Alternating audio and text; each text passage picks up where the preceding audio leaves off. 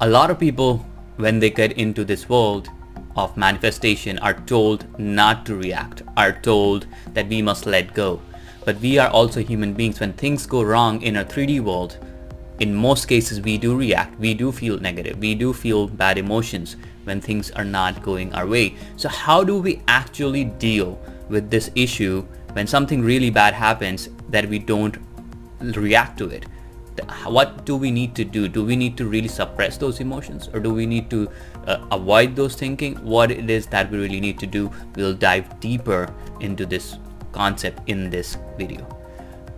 My name is Rohit and welcome to my channel. And in this channel, my goal is to simplify manifesting so that people can manifest their dream house, their dream life, their dream reality, whatever they want and they desire, with the power of their imagination, by simplifying the concept of manifesting. So this is a very big problem which I had, and when I was not in a great place a few years ago in my life, and I was struggling, even though I had a bunch of money, even though I was traveling the world, I wasn't very happy, and I was still wondering, what is the reason for this? What is causing all these issues for me? So what is causing all these issues for me? What is the reason that even though having so much material stuff, I'm not able to enjoy it? So I was really struggling in that place and going up and down. My health was also suffering. And eventually, this, for some people, they call this serendipity, or they call it the golden thread, and they call it many things, or law of attraction, or they call different things. I was once, we were going to watch a movie and my friends were running late, and I was just waiting. So I was just waiting by a bookstore, and I had this feeling, this intuition from inside of me that I should go inside the bookstore. There's something there. And I just was walking around, and this book caught my eye, and this book said The New Earth, and I was just drawn to that book. I didn't understand what he meant New Earth, and I tried to read the book, and the first few pages was really complicated. I did not understand what the author was trying to say. It's like being present and going within and things like that. I did not understand. I tried to get a quick read. By the time my friends came in, and I just put the book on the shelf, I didn't even buy it, and then I let it go. And then somehow on YouTube I came across this idea of presence, and then I realized the New Earth, the topic of presence, was from Eckhart Tolle. And in the book The New Earth, he's trying to say that we live in a presence, in the world of presence, where this same earth, it becomes a new earth for us. What is this concept of presence and how it will help us with this? It is one of my favorite books, The Practicing the Power of Now. Practicing the Power of Now is very eye-opening, but the issue I found with Power of Now was it was very conceptual without some practical application. But Practicing the Power of Now really helped me, and really helped me get centered. So, and how I combine these two so that I can get the best results with my manifestations. And sometimes I also slip up. Sometimes I do get emotional, and if I see an accident on the street, if I see blood, it does give me some kind of an emotional reaction. Okay, I don't like the sight of blood, but I've seen it. And if something happens, somebody gets hurt, some bad things happen, it does bring in emotions for me. But that does not mean that I hold on to those emotions, or that does not mean that I don't feel those emotions. So this is how I explain it. So when we are doing our visualization or imagination or scripting or whatever we do, for those moments, okay, for those moments, we are going in a place of imagination, in our awareness. And other than that, the rest of the time, let's say you spend 20 minutes, 10 minutes in the morning, 10 minutes in the evening doing your visualization, scripting, imaginal conversation, whatever technique you use. Okay, for those 20 minutes, you are in an imaginative state. Okay, you are imagining. And times other than that, we have to train ourselves to be in a present state. The more we are in the present state, the less we react. And the less we react, the faster our manifestations come. And if you ask anyone, any good manifestor, they will tell you that eventually they came to a point where they started accepting reality for what it is and understanding that it's just a bridge of incidents unfolding, or it could be their previous impressions unfolding. And we don't have to constantly try to fight it or change it. And not to say that you don't enjoy those moments, or you don't feel emotional in those moments. You feel the emotions, but you learn how to be present.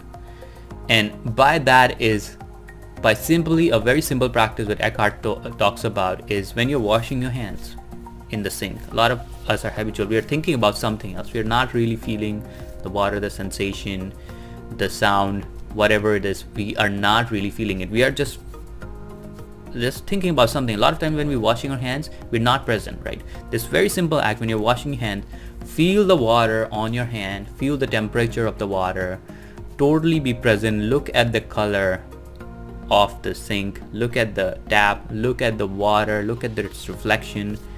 It's a beautiful experience. For some people, it's the most simple experience, but when you really train yourself to become present, even in one of the most painful situations, you could be very present and you would be able to handle the situation a lot better.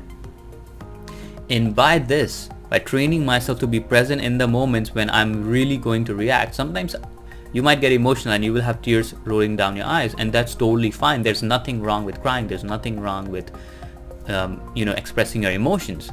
The problem that becomes is if you hold on to this emotion. If something bad happens in your life and you're crying and you let those emotions pass through, the problem happens is if you're holding on to this emotion, it's like, why did it happen to me? Why this happened? And you are then constantly reacting, and that's planting another seed for that manifestation to happen again. So by training ourselves to be present, or by just focusing on our breath, or just looking at the beauty around us when we are in these difficult situations, when our mind is so reactive that we cannot, not be still, or we are panicking, or we are having a panic attack. A lot of times, counselors or coaches will teach their clients that to focus on their breath. They go within, they focus on their feet and take deep breaths from the diaphragm. It's all they're focusing on the present moment. So by training ourselves to be focused on the present moment, when these events happen, when these emotional events happen, we feel the emotions, we feel the joy or the pain, and we release it, and then we go back to the present moment. And he gives a terrific analogy, Eckhart told, that you see ducks in a pond, right? Sometimes, ducks will argue and do something, they will go around and, speak to each other. And then you will see they will just shake it off, shake their feathers off, and go by their day. And then they're back into presence. So you will see that ducks are very quickly able to let go of that, whatever that present emotional state you're in. They feel those emotions, they very quickly let go, and then they go back to the state of presence. And I have learned to feel those emotions without verbally expressing them, but feeling those emotions and letting them pass through me. And then from a calm state, I can go back to manifesting. And I've also learned how to let go and not to hold on to those emotions. There's nothing wrong with feeling emotions. A lot of people say that, men shouldn't cry or women shouldn't cry and you shouldn't be crying. There's nothing wrong with that. There's nothing wrong in feeling anger. The problem is when we get identified with that emotion and that emotion becomes a dominant thing in our mind, it is creating a seed for those impressions to happen again and again. So if you're constantly sad, like my grandma, I try to teach her these concepts. I try to teach her that, but she constantly lives in the past. She constantly lives in these painful memories, and she's constantly sad, where she could easily be very happy and she could constantly be sad. So what I started imagining is her being in a happier state, and now overall, slowly with time, her state has become happier. But if she really wanted to, she could learn the act of presence and get there way faster. Things are changing slowly, and I imagine lovingly for her, but even then her state is slowly changing. And this is a common problem with a lot of my clients. A lot of people who reach out to me, they talk to me about these concepts, and if they get emotional, I always tell them there's nothing wrong with feeling emotion. It's totally normal. It's totally human experience. What we have to learn is to train ourselves when we are not in our imaginative state to be as present to that moment as we can. And surely we are going to fail, we are going to falter. There are days when I try my best to focus on the water, but I just can't. And there are days when I just don't feel like being in the present state. but I have learned to train myself to be more in that present state. And a lot of time when people see me, they say, you're always calm, you're always smiling, like you have this light smile on your face. What is the secret? The secret is I've trained myself over the years to be in this present state. And I also know the power of imagination. So when I combine these two, it's a beautiful experience. You cannot not be in awe of your life. Sometimes my life is so beautiful, I just cannot be thankful enough for what I have received. But I also know that it is the power of my imagination and my act of being present and not reacting to these circumstances, by through the act of presence. A lot of people say, oh, because you're reacting, these things are getting impressed again. But the main tool is to practice the power of now. So I really highly recommend this book and the exercises in this book, and just focus on one or two exercises. I can just tell you those exercises right now. One is like washing your hand every time you go into the sink, and just feel the water, feel the presence of the water, look at the colors, and just enjoy. That is the way you get out of your thought patterns and into the present moment. Another thing which I do, which is very silly, and a lot of people see me and they just smile, is there's a small garden in the alley I live in where I go to my apartment, and there are a lot of flowers. And there's this gentleman, he's always working. Even though he's a millionaire, he's super rich, he's always working. He loves his garden. So I go and I appreciate it. I just stand there and look at the flower, I smell it, and a lot of people see me and they just smile and they see, oh, he's just enjoying it. But that's like, they think it's silly, it's childlike, right?